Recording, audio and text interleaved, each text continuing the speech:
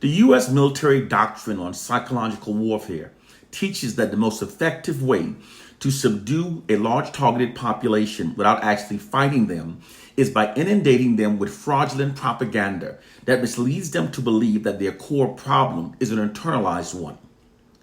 When a targeted population has been misled to believe that their core problem lies within themselves, this shifts their collective aggressions away from their true enemies and redirects it towards themselves. It's a well-proven psychological warfare tactic. Sounds familiar, Black people?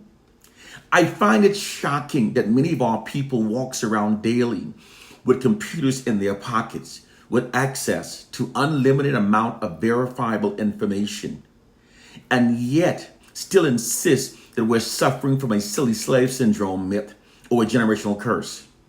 In the age of information, Black ignorance is now a choice. I will not be silent to appease Black ignorance, because in order for us to liberate ourselves, we must gain an accurate and concise, clear understanding of our plight and condition. Because if our understandings remains flawed, then all of our liberating strategies that stem from those misunderstandings will also remain flawed. This is why those of us who know the truth must teach African proverb. We are currently under a subjugation system that was implemented against us in response to the unprecedented unified Black protests of the 1960s. During the 1960s, African Americans' unified protests against the U.S. systems of white supremacy was unprecedented. African Americans confronted on all fronts. It was confronted through civil disobedience tactics, militant means, nonviolent protests, and with Black lawyers pleading for equality within America's highest Supreme Court. African Americans' unified protest still remains unrivaled by any other group in U.S. history.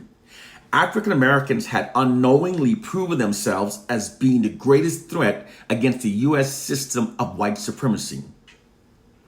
FBI Director J. Edgar Hoover said that the unification of the American Negro was the greatest threat against the nation. To remedy what was then called the Negro problem, in 1967, President Lyndon Johnson put together a committee called the Kerner Commission. Their assignment was to study the Negro problem, find the cause of the problem, and then develop a solution. In 1968, white social scientists hired by the Kerner Commission determined that an aggravating core factor for that decade's unprecedented Black protest was caused by an elevated and unifying Black collective self-esteem brought on by the emergence of the Black Pride movement. They also learned then that while the white oppressors, through their weaponry advantage of guns, rifles, and cannons, could brutally invade and enslave Africans, they, however, cannot win our loyalty or sustain peace with us indefinitely unless our minds have been manipulated to think in ways that prevents us from unifying and seeking retribution against the white society. Because they learn that whenever people are oppressed for long durations, their collective aggressions against their oppressors will continue to grow until it reaches a boiling point, resulting in massive acts of rebellion against their oppressors. The oppressed always eventually rebels against their oppressors. This is an inherent response within the collective human psyche whenever people are being oppressed for long durations. This is what was actually happening among the African American population during the 1960s. White racism had reached a boiling point within the collective minds of the African American population, which resulted in that decade's unprecedented unified Black protests.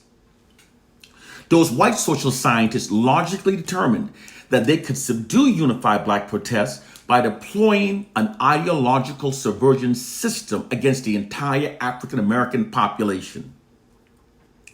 Ideological subversion is an offensive psychological warfare system that uses disinformation, misinformation, and repetitive media subliminal programming to manipulate targeted populations to think and behave in ways that are against their own self-interest and instead in ways serving the interests of those that are conducting the ideological subversion system. Within this ideological subversion system, they now constantly inundate us with fraudulent negative information about ourselves. No group can be constantly inundated with fraudulent negative narratives about themselves and not be adversely affected. When people constantly receive fraudulent negative narratives about themselves, they become demoralized, divided, self-loathing, and it also attacks the core foundation of what bonds them as a people, and they can then be ruled over forever. This is what's being done to us by white oppressive forces.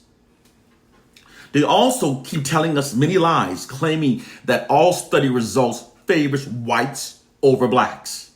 This is being done to subliminally embed the myth of their racial superiority into our subconscious minds. This makes us more compliant with their white dominance over our lives.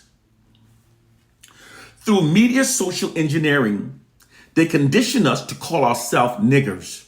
First through the white-produced early black exploitation films, now it's being continued through the white-controlled hip-hop industry.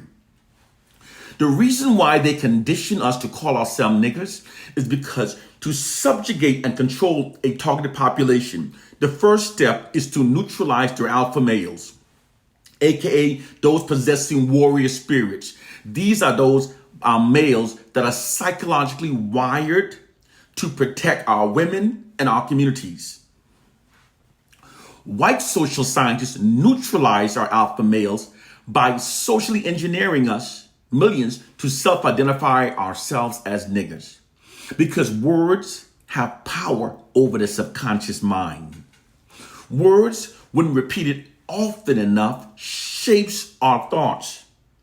And a thought, when held long enough, becomes a belief. A belief then becomes our biology. We psychologically become the words that we repeatedly call ourselves. It's why men that call themselves thugs are more likely to engage into a fight than to avoid one. It's also why women that call themselves bitches often become stubbornly unreasonable. We become the words we repeatedly call ourselves. It is a psychological phenomenon that white oppressive forces have thoroughly studied.